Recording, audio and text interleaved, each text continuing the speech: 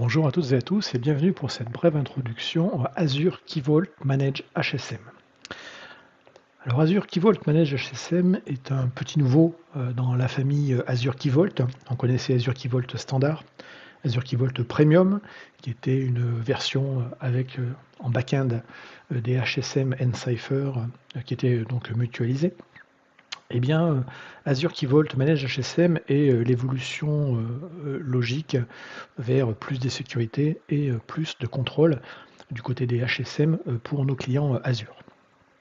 Donc c'est quoi Alors, comme souvent, c'est un service managé, hautement disponible, et surtout c'est un single tenant en tant que HSM as a service. Donc fully managed, ça va vouloir dire quoi Ça veut dire que finalement la gestion des instances HSM, qu'on appellera également les managed HSM pool, eh bien, techniquement derrière, effectivement, toute la partie provisioning en termes de matériel d'automatisation, configuration, patching de la solution, mais encore tout ce qui est maintenance, c'est assuré par Microsoft dans nos data centers. Et techniquement derrière, on va avoir des HSM qui sont des HSM de type Marvel Liquid HSM Adapter. Donc ce sont des HSM qui sont prévus pour le monde du data center et donc également prévus pour les EOM au passage. Point intéressant, c'est les premiers dans l'industrie à avoir atteint le niveau de certification FIPS 140-2 Level 3. Ça on le reverra tout à l'heure, mais effectivement en Azure Key Vault Premium on est en FIPS 140-2 Level 2. Et quand on est sur la partie purement Azure Key Vault standard, donc avec du software à 100%, pour la gestion des clés, on est sur du FIPS 140-2 level 1. Hop. Donc c'est manage, donc single tenant, ça c'est important tout à l'heure. On est sur du matériel, mais néanmoins derrière c'est hautement disponible et c'est résistant à la panne d'une zone, donc au sens zone de disponibilité dans Azure. Si on perd le ou les bâtiments, et bien c'est pas très grave parce que on aura des copies qui vont tourner dans d'autres zones de disponibilité d'une même région Azure. Donc on va parler de toute façon, pour assurer justement de la disponibilité de la résistance de zone, les manage derrière Azure Key Vault Manage Instance, on va bien entendu avoir des clusters de HSM, vous en serez douté. Ces clusters sont constitués d'un ensemble de partitions, et ces partitions effectivement seront du coup dispatchées sur au moins 2 zones de disponibilité. On parle de single tenant ici dans ce service, en opposition à ce qu'on a dans Azure Key Vault Premium, où basiquement, où on a des fermes de HSM Encipher dans Azure Key Vault Premium, et ces fermes sont mutualisées, et la segmentation après elle est faite par notre logiciel derrière pour pouvoir faire du multi-tenant sur en gros ces grosses fermes ou ces gros clusters de HSM. Ici on va vraiment avoir une notion de single tenant, dans le sens où on va avoir vraiment des instances, chaque instance manage HSM sera vraiment dédiée à un seul client, et le airbag tout à l'heure va vous expliquer comment ça marche. Mais du coup, chaque instance d'un client, donc chaque instance de Azure Key Vault Manage Instance, sera constituée d'un cluster de plusieurs partitions en fait de HSM. Donc vous aurez vraiment des bouts, c'est prévu pour cela en fait, hein, en tout cas ce matériel-là, il est fait pour être découpable, et chaque instance est vraiment complètement indépendante. Et donc chaque partition sera indépendante. Donc on aura plusieurs partitions pour un même client.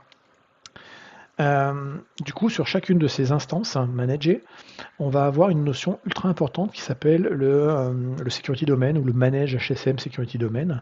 C'est vraiment spécifique à un client. Et basiquement, derrière ce terme-là, on va avoir quoi?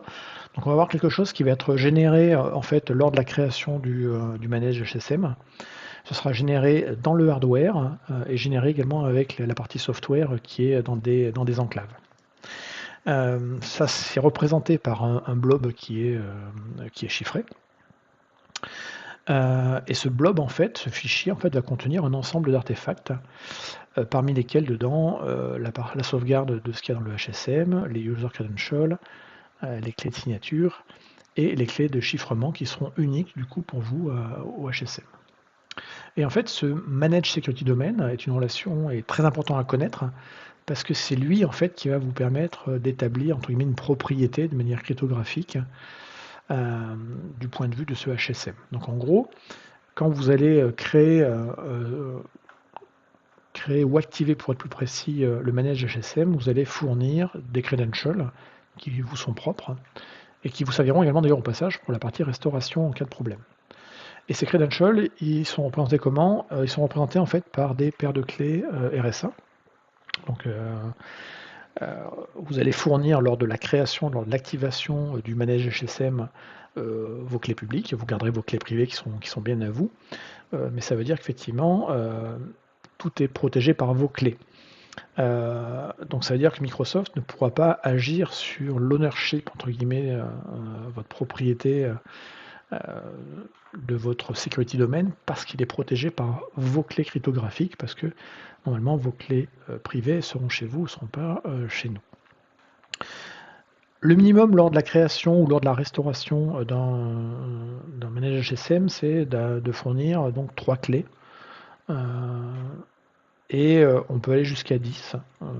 Là encore, l'idée c'est qu'il n'y a pas une personne qui va potentiellement être le propriétaire ou être capable en fait de déchiffrer, de récupérer le backup et de réutiliser de ce fameux HSM. On se dit que dans une organisation, on ne peut pas reposer sur une seule personne là-dessus, il en faut plusieurs. Et donc là-dedans, effectivement, on se dit que le 3 minimum, 3 clés de RSA correspondant à 3 personnes qui seront en charge de tout ça côté client, jusqu'à 10 derrière. D'accord. Alors en fait, c'est pas nous qui l'avons inventé. Si vous avez déjà fait d'autres solutions de Vault, comme celle d'HashiCorp par exemple, HashiCorp Vault, là encore, quand on démarre un Vault ou quand on le crée, on va fournir ce même type d'informations. Et quand on redémarre un Vault, on va faire un unseal et on doit fournir effectivement un certain nombre de clés. Enfin, différents participants vont en général venir dessus. Du coup, tout ça tourne en fait autour de bonnes pratiques qui ne sont pas liées à Microsoft, hein, mais qu'on peut retrouver notamment au niveau du NIST sur leur document qui est le SP 800-57 qui parle de tout ce qui est recommandations sur la gestion des clés. Voilà. Le management des clés. Donc ça c'est important à lire également. Donc ça veut dire déjà quand vous allez prendre ce service-là, vous avez déjà des process qui sont matures, vous savez déjà utiliser des HSM sur site, vous avez déjà une certaine idée de ce que vous voulez faire et des équipes que vous allez organiser derrière pour faire ça. Donc à minimum, effectivement, 3 clés RSA à fournir lors de l'initialisation du custom domain. Alors à quoi ça sert? Enfin, à quoi ça sert, ou plutôt quel est l'usage d'Azure Key Vault Manage HSM?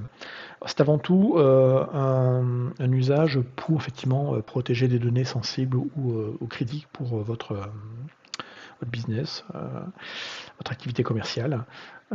Et donc vous allez reposer effectivement sur l'usage de clés cryptographiques, symétriques ou asymétriques, et que vous allez vouloir stocker de manière sécurisée, avec derrière une gestion de rôles, avec de la séparation des rôles bien propres, bien précises.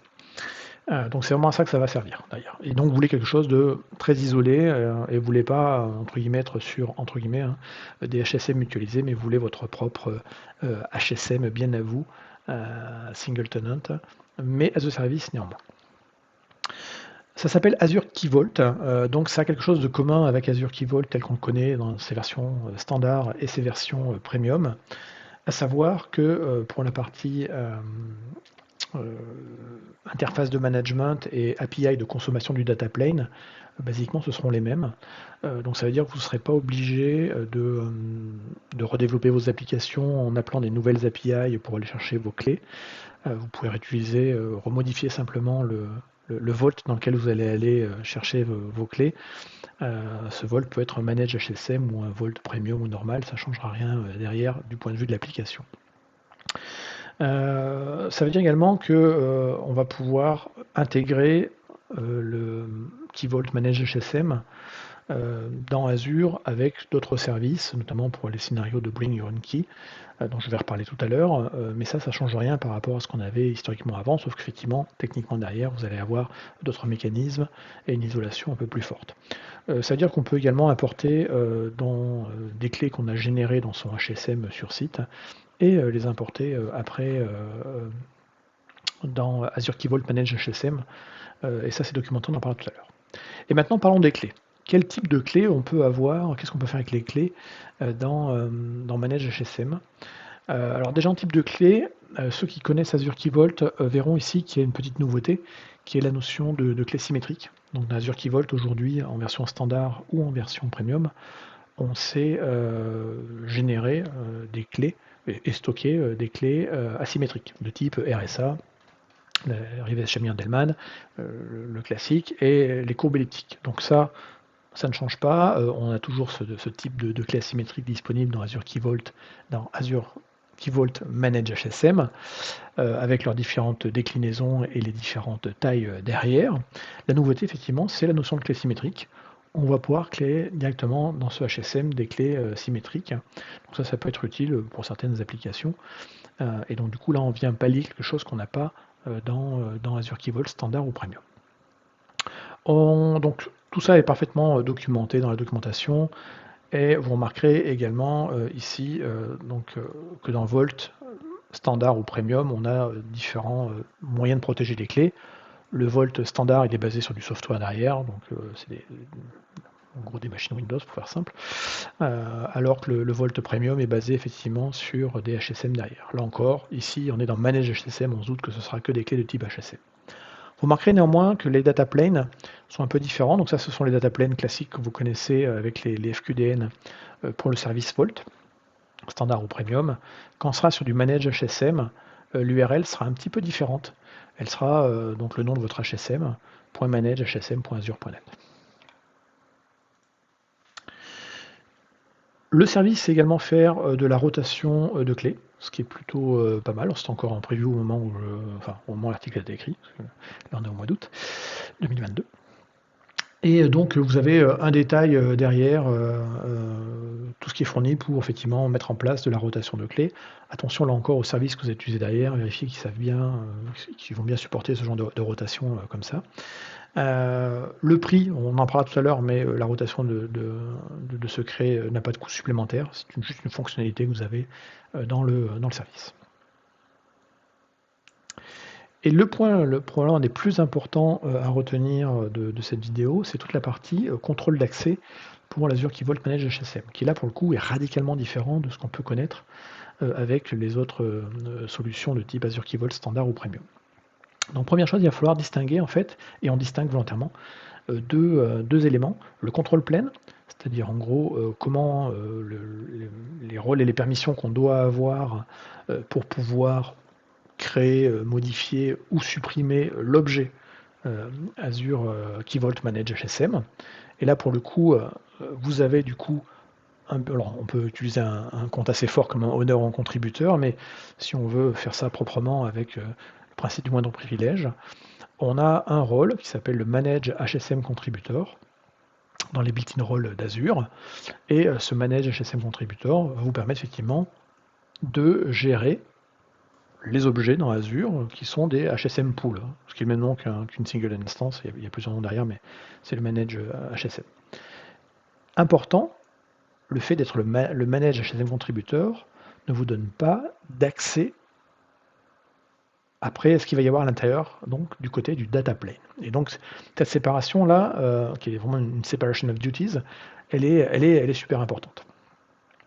Le côté du data plane, donc on va avoir, et ça c'est important, un contrôle complètement isolé. Donc le seul rôle que vous allez voir au niveau built-in Azure concernant le Manage HSM, c'est vraiment ce rôle-là, contributeur qui permet en gros de créer ou de supprimer un objet de type Manage HSM.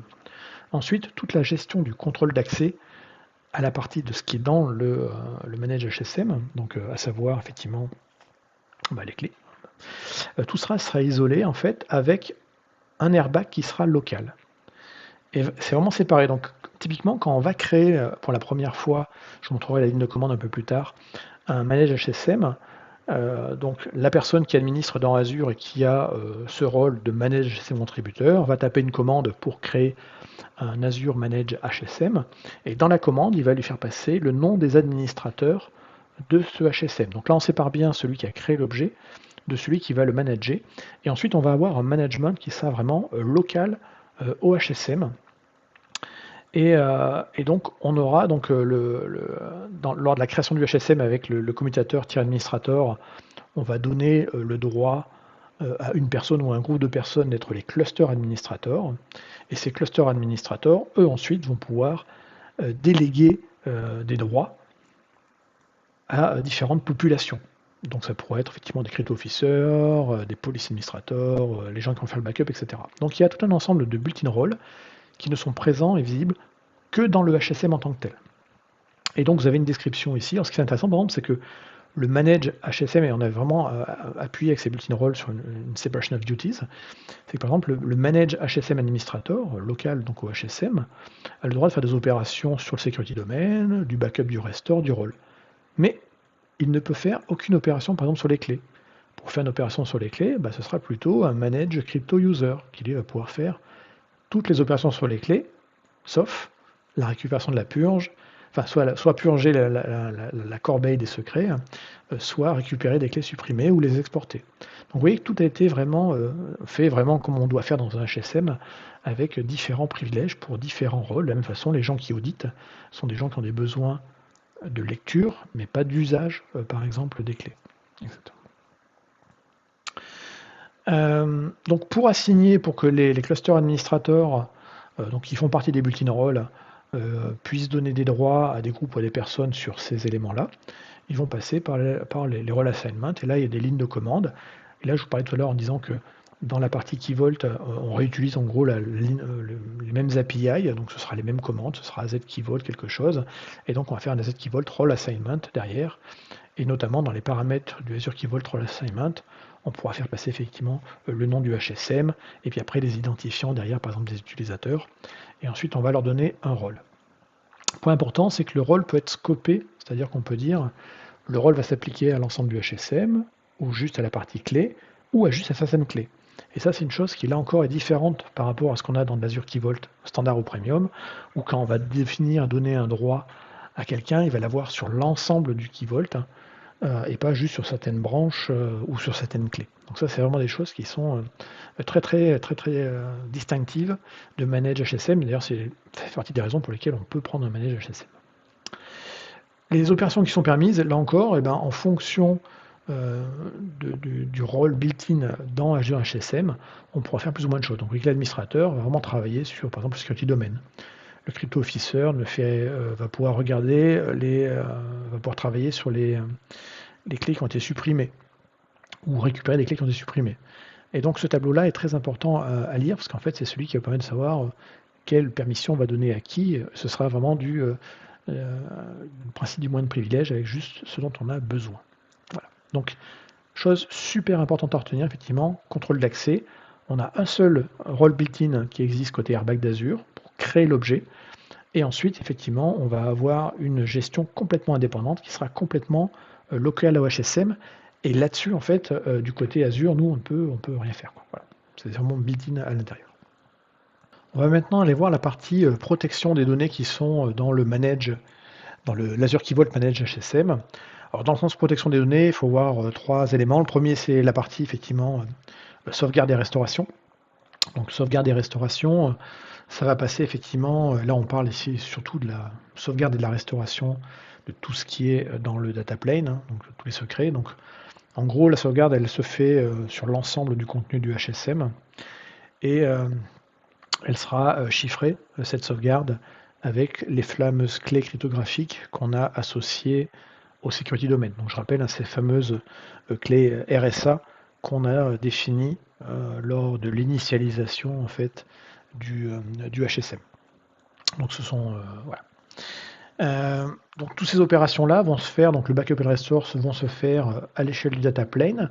Donc ça veut dire qu'en termes de contrôle, il va falloir avoir, donc les personnes qui vont faire cette opération devront être soit HSM Cluster Administrator, donc un rôle Airbag local au HSM, soit être des manage HSM Backup, donc là encore un autre rôle qui existe.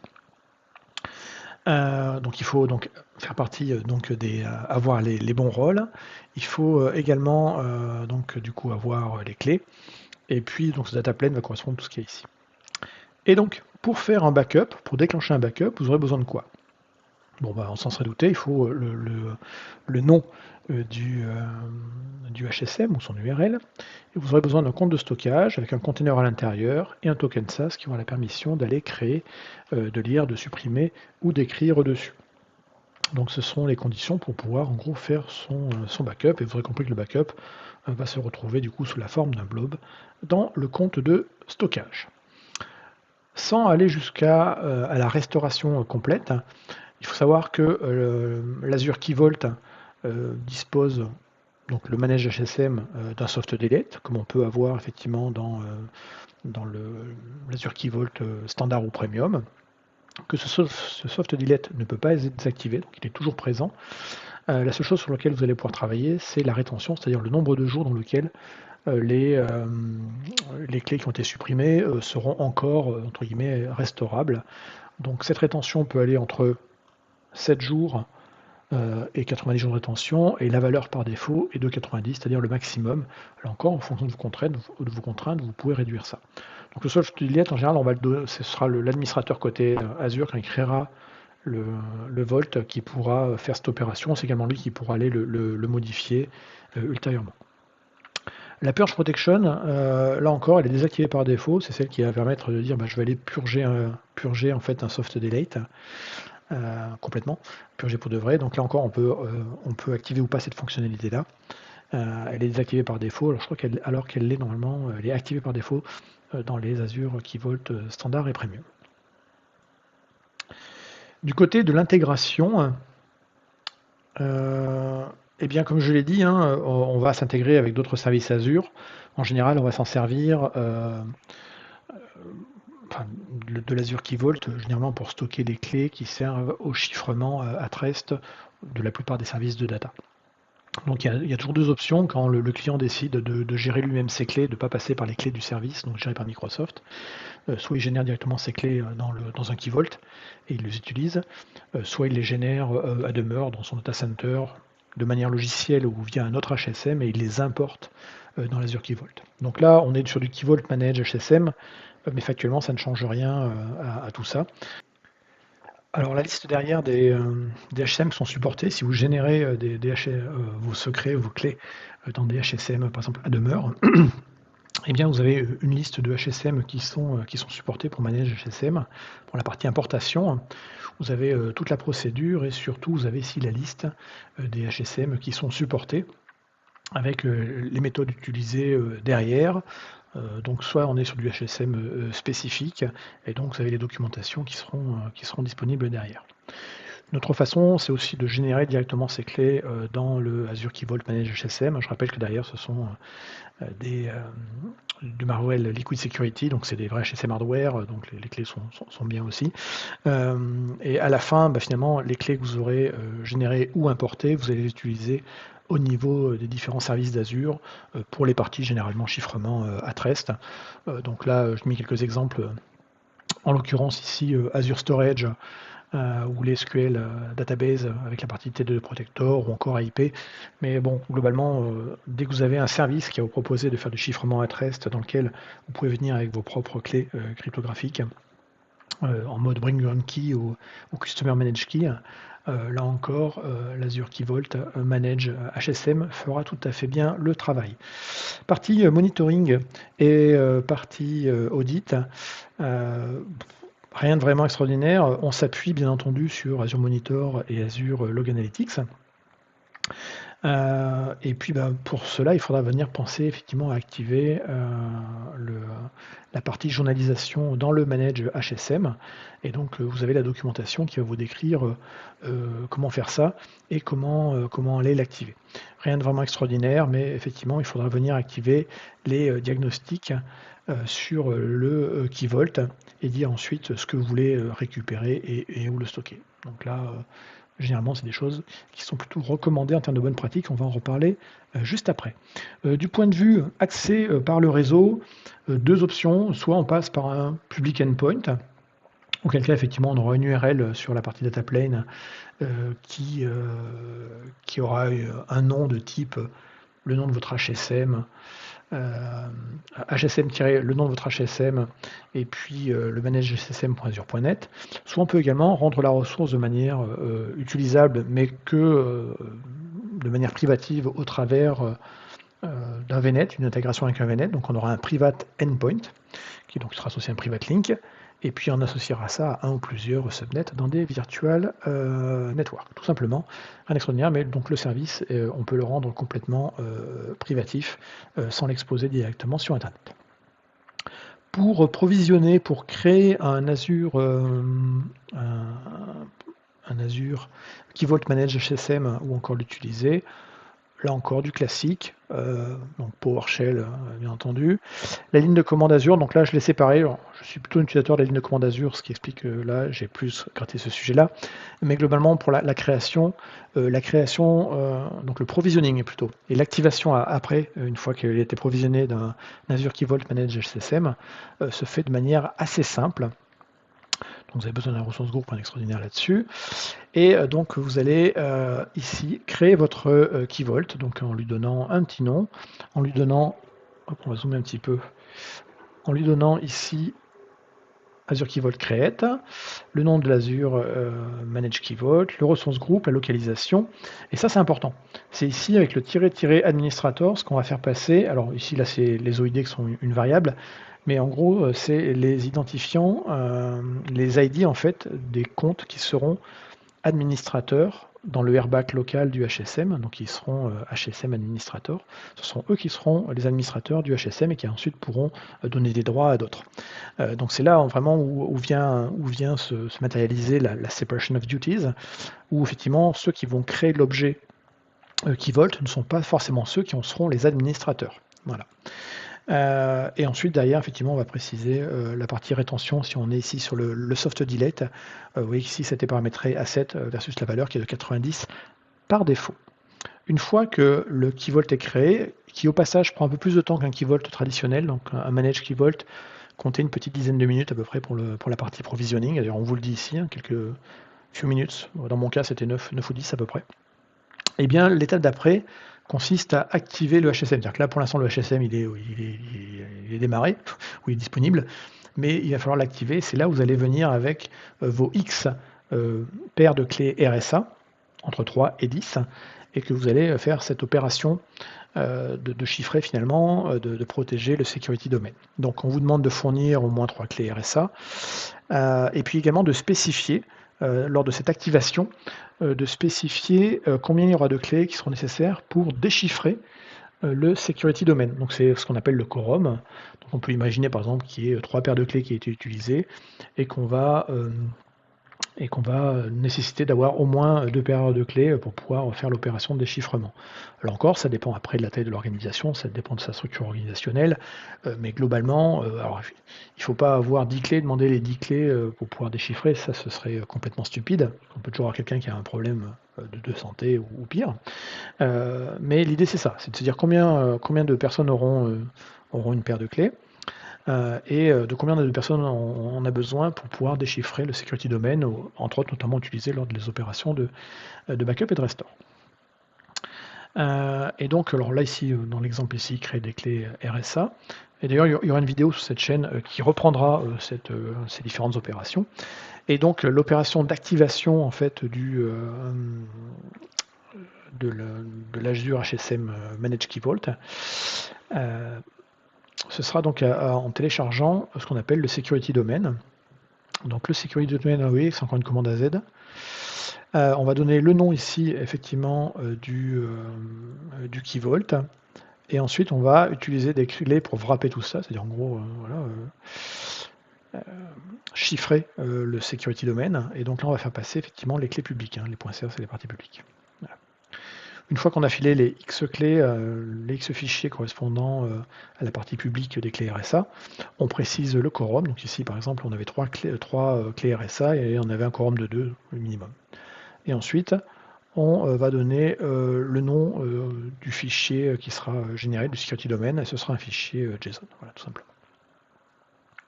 Donc ça, c'est vraiment les opérations sur la création de l'Azure Key Vault Manage HSM. Après, sur son management, là encore, quand on est en CLI, on va retomber sur des opérations tout à fait classiques. Créer une clé, par exemple, ce sera un Azure Key Vault Key Create, ce qui n'est pas très très différent de ce qu'on sait déjà faire ou ce qu'on utilise déjà pour du Key Vault standard ou premium. Rien de vraiment extraordinaire. Ce qu'on change ici, c'est effectivement qu'on a un commutateur qui est HSM name et que derrière, effectivement, on peut avoir des types de clés qu'on n'a pas forcément dans les autres Azure Key Vault. Donc là, ici, les RSA, on les a dans les deux. Pour la partie symétrique, on ne l'a effectivement que dans cette option-là. La deuxième option, c'est qu'on peut également utiliser ligne de commande AZ Key Vault Create, donner un ID derrière où là, on va reprendre l'URL du data plane et préciser ensuite le chemin où sera stockée effectivement la clé. On précise les opérations pour lesquelles la clé est fabriquée, sa taille, une chose tout à fait classique derrière. Donc la petite nouveauté effectivement ici, si on crée une clé symétrique, voilà, il n'y a pas d'exemple ici, mais c'est pas grave. C'est vraiment qu'on a des algos supplémentaires par rapport à ce qu'on a, plus les options de rotation qu'on n'a pas forcément de la même façon ailleurs. Si on voulait faire ça et provisionner un Azure Key Vault Manage GSM en infra as code, on peut le faire avec les solutions classiques du marché, donc ça peut être avec du Terraform, auquel cas dans le provider Terraform pour Azure RM, on a effectivement un objet qui est donc l'Azure Key Vault Manage Hardware Security Module. Donc ici je vous montre le data source, mais c'est pareil pour l'objet qu'on a créé. On a effectivement le nom, le ressource groupe, la localisation, la SKU. Alors aujourd'hui, il n'y a qu'une seule SKU sur Azure Key Vault Manage HSM, c'est la standard-B1. On peut imaginer qu'il y aura peut-être des nouvelles options ou des choses encore mieux plus tard avec d'autres SKU. La Purge Protection, comme je vous l'avais dit, elle est désactivée par défaut, on peut le changer. La rétention, le nombre de jours. L'ID Azure AD associé derrière. Et là, vous avez ici un tableau matérialisé par un crochet, où on va avoir tous les objects, les ID des administrateurs qui seront donc HSM Administrator. Voilà, tout simplement. Là, on est vraiment ici sur la partie création pure de l'objet. Après, effectivement, son activation, etc., c'est une autre paire de manches, et c'est pour ça qu'on a la CLI pour faire ce genre de choses. En infra as code, on pourra également provisionner la ressource, le Key Vault Manage HSM, soit en Bicep, soit en Azure RM. Là encore, rien d'extraordinaire, la syntaxe est un peu différente, mais globalement, on retrouve ce dont j'ai parlé tout à l'heure, la Purge Protection, le soft, les admins, là encore c'est un tableau, donc on peut en avoir plusieurs. Ah si, ce qu'on voit ici, qui n'apparaissait pas tout à l'heure dans le Terraform, peut-être parce que j'avais regardé le data source, donc du coup, on va peut-être aller chercher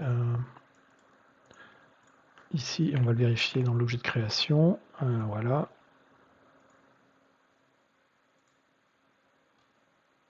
Voilà. Donc là, oui, par exemple, ici, dans le provider Terraform, ils n'ont pas mis toutes les options qu'on pourrait avoir.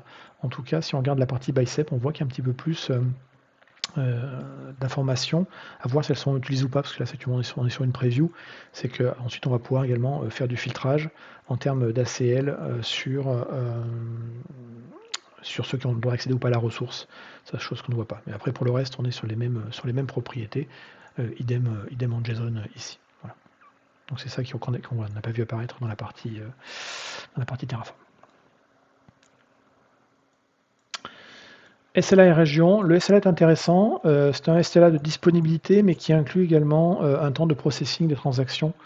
Donc contractuellement, on annonce qu'on sait traiter toutes les transactions vers ce Key Vault Manage GSM dans les 5 secondes, 99,9% du temps. Voilà. Et si on ne respecte pas ces valeurs, le calcul est expliqué ici, eh bien, on vous rembourse à hauteur du service non fourni, tout simplement comme tout SLA.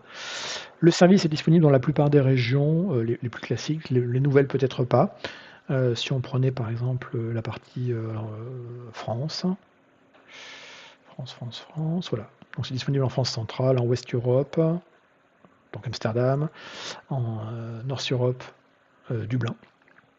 Mais bon, globalement, ça arrive. Il y a juste dans les tout derniers pays, par exemple, toutes dernières régions Azure qui ont été ouvertes, comme la Norvège, par exemple, ou l'Inde du Sud, où c'est pas encore disponible. Mais là encore, ça devrait arriver.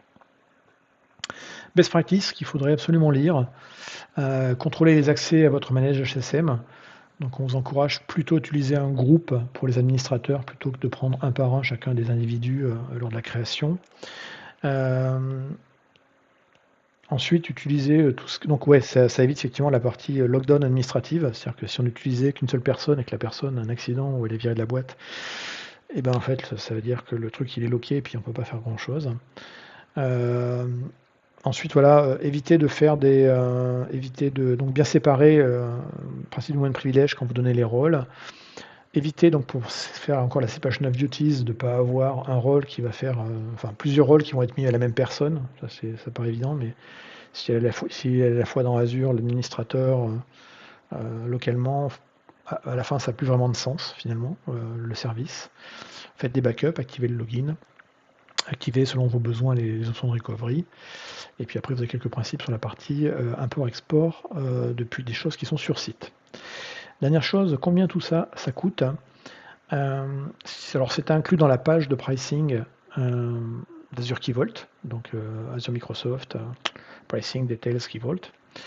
Et alors, dans la partie Key Vault, aujourd'hui, donc on a les prix des opérations sur les, par exemple les secrets ou les certificats dans Key Vault. Sur la partie software, dans du Key Vault standard ou premium, en fonction si la clé est générée sur du HSM, sur du HSM ou sur du software, ce ne sera pas le même prix.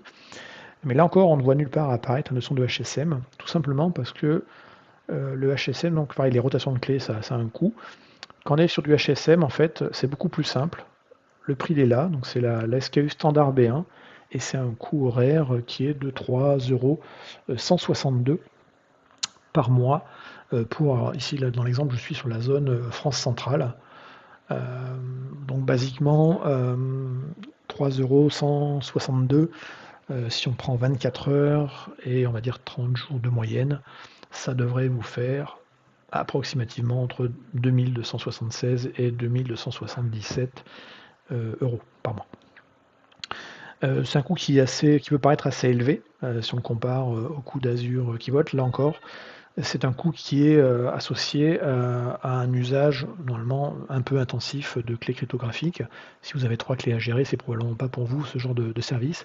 Si vous commencez à avoir plein de clés, là ça devient intéressant. Au passage, toutes les parties rotation de clés ou génération de clés, etc., il n'y a pas de coût supplémentaire, tout est là-dedans. Donc on va dire qu'il y a peut-être un calcul à faire en fonction du nombre de clés cryptographiques dont vous avez besoin et de contraintes également que vous avez besoin en termes de sécurité et d'isolation. Et c'est finalement ça qui va vous permettre de faire le choix entre, on va dire, de l'Azure Key Vault Premium, et là un besoin qui est un peu plus particulier, un peu plus conséquent, qui est le Azure Key Vault Manage HSM. Et je crois qu'on a fait le tour de cette magnifique carte qui est donc disponible dans la description de cette vidéo. Une vidéo prochainement sera une petite démonstration de ce Key Vault Manage HSM, même si vous avez déjà vu la plupart des commandes, et donc ce n'aura pas vraiment quelque chose de très impressionnant. Petit point important, un Azure Key Vault Manage HSM n'a pas d'interface réellement d'administration côté du portail Azure, et c'est donc pour ça qu'il faut privilégier effectivement la ligne de commande derrière. Voilà, je vous remercie encore de votre attention et puis à bientôt pour d'autres vidéos. N'hésitez pas à liker ou à souscrire à la chaîne, il y aura encore plein d'autres vidéos qui vont venir. Merci, à bientôt.